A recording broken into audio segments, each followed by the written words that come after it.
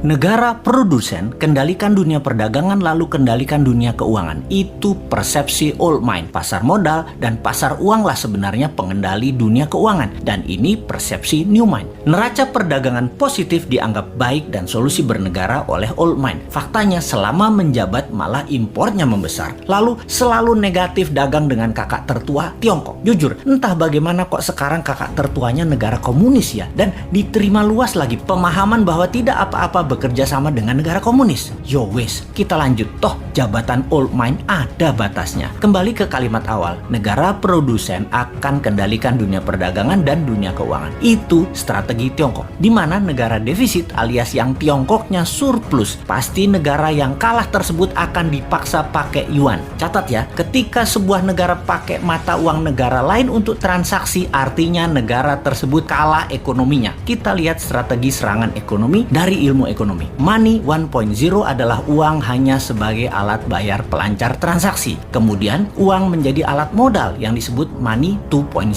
Kemudian uang menjadi alat kendali ekonomi disebut money 3.0. Salah satunya debt trap. Yang Tiongkok lakukan pintar. Dari money 1.0 langsung ke 3.0. Karena ya memang Tiongkok nggak punya Wall Street, tempatnya money 2.0. Kita lompat sebentar sebelum balik ke money 3.0 agar sambungannya paham. Sejarah Partai Komunis di Tiongkok, di mana orang-orang nasionalis kabur keluar Tiongkok ketika komunis berkuasa dengan tangan besi. Satu ke Taiwan, jadi negara yang dipayungi Amerika. Yang kedua ke Hong Kong, jadi city country di bawah Inggris. Keduanya, Taiwan dan Hong Kong ekonominya maju pesat sejak tahun 60-an hingga saat ini. Sejak tahun 1989, reformasi ekonomi di Tiongkok melawan hegemoni IMF mulai dijalankan secara gerilya, main dengan globalis dan main dengan double standard, yaitu renminbi yuan. Catat sekali lagi, nantinya kita new mind akan pakai strategi yang sama ini, kecuali kalian masih suka dengan old mind yang sekarang berkuasa. Apa yang Tiongkok lakukan setelah memutuskan melawan IMF, namun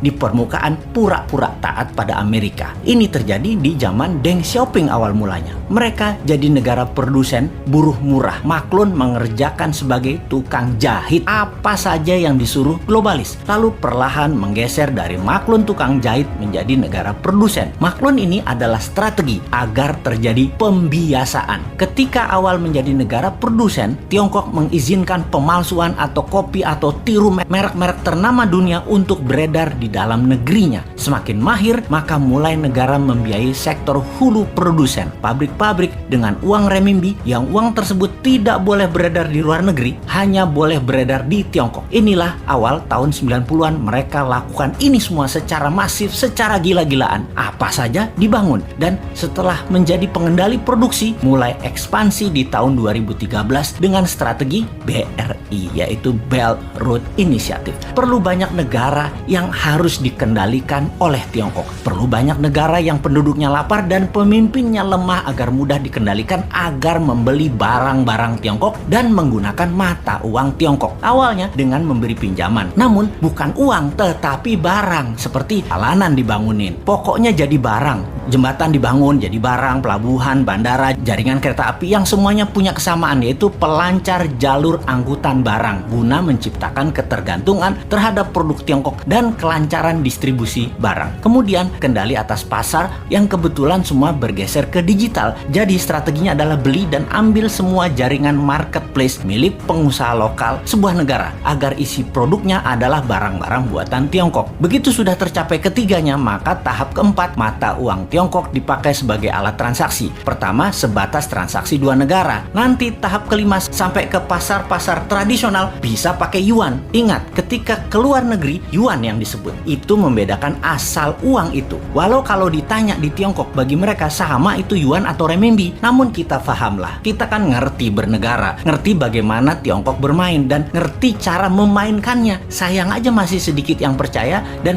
masih banyak yang tidak peduli. Wajar kalau masyarakat tidak tahu, namun pejabat yang tidak peduli dan tidak tahu juga banyak banget. Apalagi yang mau menari jadi presiden di 2024. Rasanya nggak ada yang paham beginian. Yang penting gue populer dan rakyat pilih gue.